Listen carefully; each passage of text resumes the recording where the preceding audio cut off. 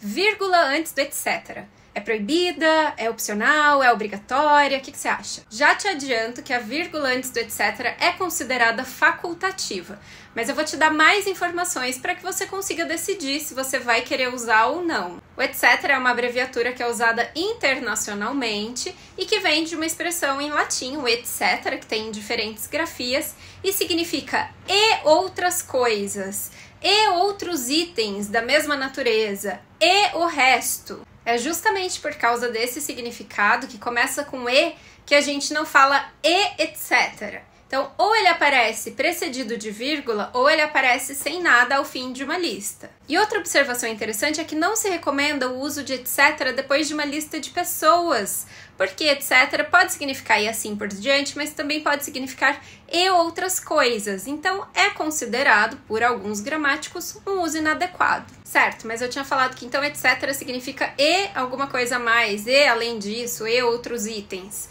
Na língua portuguesa, são poucos os casos em que a gente usa vírgula antes do e.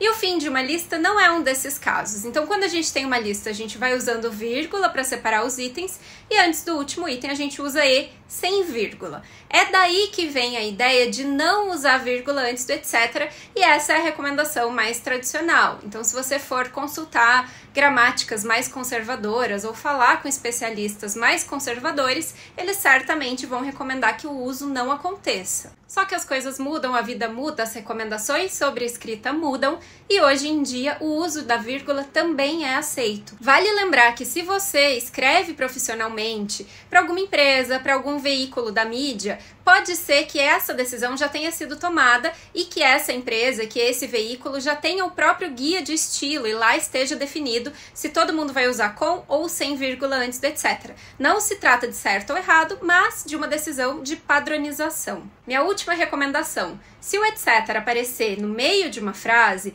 a frase continua com letra minúscula, mesmo que o ponto final esteja ali, porque esse ponto é da abreviatura e ele não necessariamente indica o fim da frase. Então, a palavra seguinte continua com o inicial minúscula. Mas, se o etc. de fato for o fim da frase, esse ponto vai bastar para indicar isso. A gente não repete, não é um ponto do etc. mais o ponto final. Não, ele fica sendo o ponto final. Se a palavra seguinte for com inicial maiúscula, a gente vai entender que a frase terminou, e se ele for o final do parágrafo e já vier um próximo parágrafo, também vai ficar claro. Então, não tem necessidade de repetir esse ponto. Se o uso de pontuação é uma pedra no seu sapato, o melhor lugar para resolver isso é no curso de atualização gramatical, e você encontra clicando no link da minha bio.